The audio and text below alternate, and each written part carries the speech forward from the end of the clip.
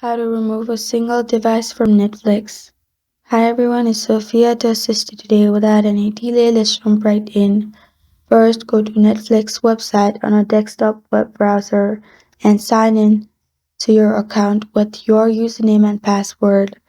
After that, click on the profile icon in the top right corner to bring out the menu, and then select Account. You'll find Account below Manage Profiles and above Help Center. After that, scroll down until you reach the Settings section and click Manage Download. Find the device you wish to remove from your Netflix account and click Remove Device. Your selected device will be removed from Netflix. And that's how you remove a single device from Netflix. Thank you for joining me today. If this video helps you out, please leave a like and subscribe for more. Got a question or want to suggest a topic? Comment below. I am Sophia signing off. Until next time.